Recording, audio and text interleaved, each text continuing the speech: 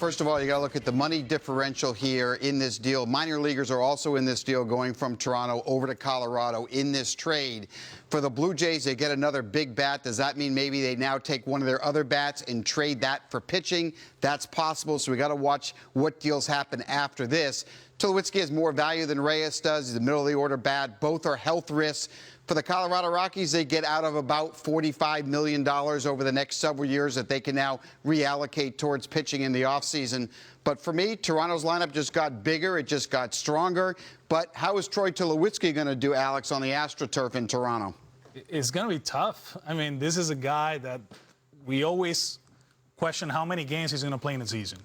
We know about his hitting, we know about his defense, but you put him on that turf, 81 games or whatever the rest of the season is, and it's not going to be easy. It was tough for Jose Reyes when he was there.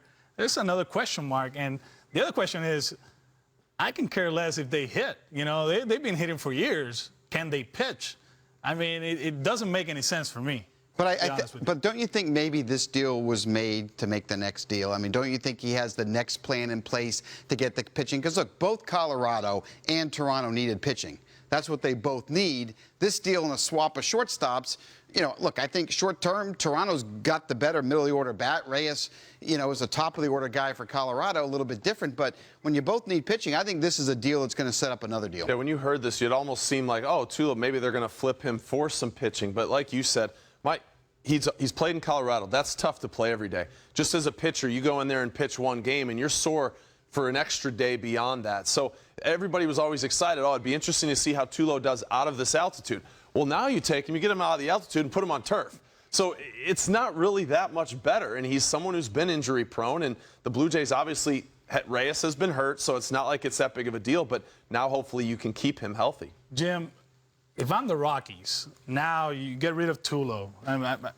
Can they just now flip Reyes around for some arms and they can trade cargo? I mean, in the situation they're in, I mean, Tulo was the guy for me. You know, you think about the Rockies, you think about Tulowitzki. I never thought he was going to get traded to the Mets or the Yankees. Oh, sorry, it's the Jays. So can they go out now and start trading people like a guy like Cargo?